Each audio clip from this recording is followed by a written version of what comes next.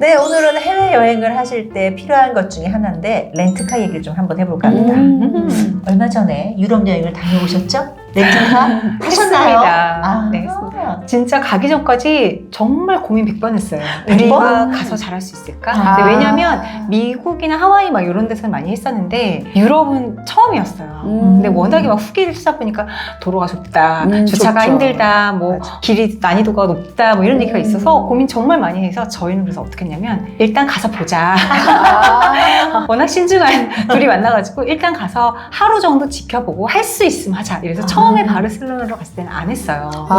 그래서 봤더니 괜찮을 것 같은 거예요. 그래서 그때 렌트를 했더니 가격이 저희가 처음 알아봤을 때보다 정말 엄청 많이 뛰었더라고요. 그래서 진짜 렌트카는 항공권, 호텔과 동일하게 미리미리 할수록 저렴합니다. 임박해선에서 너무 네. 비쌌구나. 항공권이랑 비슷한 거죠. 그러네요. 맞아요. 공항에서 산 거랑 똑같은 거죠. 맞아, 저희가. 맞아.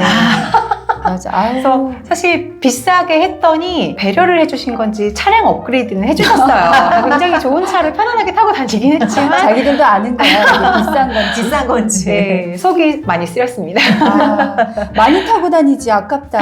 많이 탔어요. 하루 종일 탔어요. 잘했어요.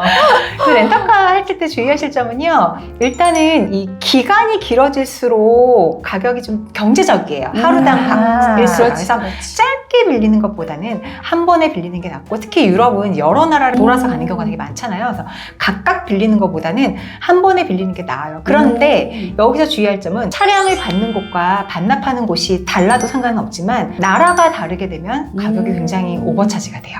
아하. 그래서 저는 어떤 경우까지 봤냐면 독일로 갔다가 오스트리아 들려서 프라하, 체코에서 이렇게 들어오나 하는 경우인데 차이가 너무 나는 거예요. 왜냐면 저 같은 경우도 스페인에서 리스본, 포르투갈 갔을 때 100유로 차이가 나거든요. 국경만 넘는 금액이. 거기도 나니까 대부분 어떻게 하시냐면은 근교에 있는 독일에 가서 반납하고 와요.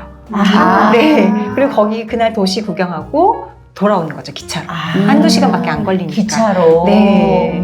그런 방법도 있더라고요.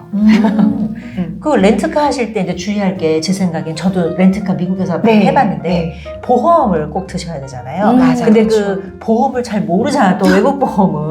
그래가지고 설명을 또 엄청 들어야 되는데 맞아요, 맞아요. 제 생각에는 미리 한국에서, 왜냐면 각 나라별로 들어야 되는 책임보험이 다 다르더라고요. 그래서 미리 좀 확인을 하셔야 거기 가서 괜히 바가지 쓰고 굳이 안 들어도 되는 보험까지 들어서 비용을 많이 내시는 맞아요. 것보다, 물론 보험은 당연히 하셔야 되지만 오버차지 하실 필요는 없으니까 그래서 맞아요. 미리 좀 공부를 하고 가시는 게 전 좋을 것 같습니다. 뭐 괜찮겠지라고 생각하시는 분 많은데요. 저는 두바이 갔을 때 저희 렌트해서 다니는데 뒷차가 저희 받았어요. 사고 진짜 났었네. 네, 여행 갔는데 거의 2시간 반, 3시간을 경찰서에서 잡혀있는데 되게, 그것도 바친 건데 되게 억울한 거예요. 그 시간이 아깝더라고요. 그래서 야, 정말 이렇게 내가 잘해도 남이 와서 받는 일이 그러네. 생기는구나. 그러네. 이런 생각이 들더라고요. 이 보험은 만에 하나 있을 사고에 대한 대비니까 꼼꼼하게 살펴보고 드시는 게 맞아요. 중요합니다. 네, 맞습니다. 경험이 많지 않으신 분들은 사실 이렇게 풀 패키지 보험을 드는 거를 사실 추천을 드리긴 하는데 좀 경험 많으신 분들은 저희도 어떻게 했냐면 현장에 딱 갔더니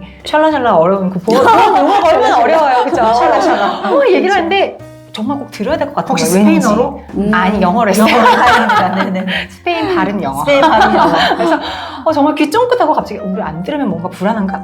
굉장히 긴장을 했거든요. 근데 우리가 다행히 한국 사이트를 대행해서 예약을 한 거예요. 근데 그 한국 사이트에 뭐라 그러냐면 현장에서 추가할 필요가 없다라고 나와 있었는데도 추천을 하시더라고요. 그래서 그런 거 좀 미리 알고 가시면 좋을 것 같아요. 이중으로 보험 가입하지 않으셨으면 좋겠어요. 맞아요. 바가지. 네네. 맞아요. 네.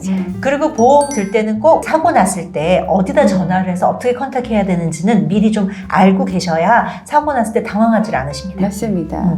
그리고 해외여행 가실 때 렌트카 하시려면 이렇게 국제운전 면허증이 필요한데요. 경찰서, 또 운전면허 시험장, 그리고 인천공항이나 김해공항 같은 곳에서도 발급이 가능합니다. 그리고 해외에서 이 국제운전 면허증을 가지고 운전을 하려면 잊지 마시고 꼭 가져가셔야 되는 게 한국 면허증이에요. 맞아요. 두 개가 다 있으셔야 운전이 가능합니다.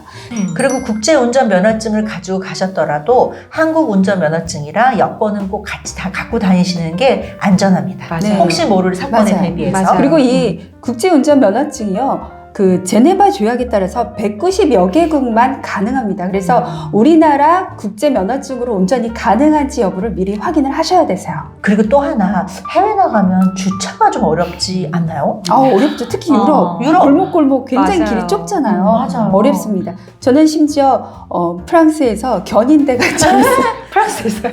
왜요? 왜? 아니 밤에 늦게 호텔에 도착한 거예요. 주차할 데가 없는 거예요. 그래서 그 앞에 블록에다 딱 잘 세우고 짐 끌고 들어가서 자고 일어났는데 아침에 눈을 떴더니 차가 없는 거예요. 어떡해, 오마이갓. 그랬더니 막 그 사람들이 막 불어로 뭐라고 해서 알려주더라고요. 그래서 엄청 벌금 내고 뭐 또 뭐 견인비 찾으러 내고 가셨어, 그러니까. 그리고 돈을 바가지로 내고 찾아왔습니다. 맞아요. 그래서 잘 모르는 외국에서는 진짜 그 교통 법규를 엄청 잘 지켜야 되는 것 같아요. 맞아요. 특히 유럽이 헷갈린 이유가 뭐냐면 도로변에 이렇게 빗금이 쳐져 있는 주차 맞아요, 구역이 맞아요. 있는데 뭔가 딱히 사람은 없고 그죠? 그래서 코인 기계 하나만 떨렁 기계만 놓여 있는 있고. 거를 많이 보셨을 맞아, 거예요. 저도 많이 봤어요. 네, 그래서 저희도 요번에 주차를 할 때 그 코인 기계를 이용해 보려고 했더니 이게 문제가 뭐냐면 선불제예요. 그러니까 내가 어느 정도 머물 것이다 라고 미리 입력을 해서 코인을 넣고 맞아요, 영수증을 프린트한 다음에 그걸 차 유리에 올려놓고 가는 시스템인데 문제는 저희는 관광객이잖아요. 얼마나 걸릴지. 있을지 아니면 뭐 다른 쪽으로 이동을 할지를 그때그때 계획을 바꿔야 되기 때문에 그래서 저희도 사실 거의 이용을 안 했어요. 그리고 결정적으로 제가 갔던 곳에서는 포르투갈에서 포르투갈어로만 돼 있더라고요. 영어가 없어요. 도저히 추측을 할 수가 없었어요. 그래서 포기하고 어떻게 했냐면 구글 맵을 이용을 해서 거기 보면 그래서 파킹 지도가 파킹. 되게 잘 나와 있어요. 파킹랏을 아예 알려주는 네. 좋다. 그래서 내가 가고자 하는 목적지에서 가장 가까운 파킹랏이 어딘지 갔을 때 대부분 그 파킹랏들이 그런 길거리도 있지만은 그 주차 타워여가지고요. 여기 시스템은 한국이랑 비슷해요. 들어갈 때 차 번호판 인식해서 티켓 뽑고 나올 때는 그 사전에 기계에서 수납을 한 다음에 그 다음에 선불제. 그 다음에 차량을 빼는 거 이런 시스템이어서 맞아요. 너무 편하게 한국이랑 똑같네 이러면서 이용을 여러분 했습니다. 이렇게 안전하게 판매하세요.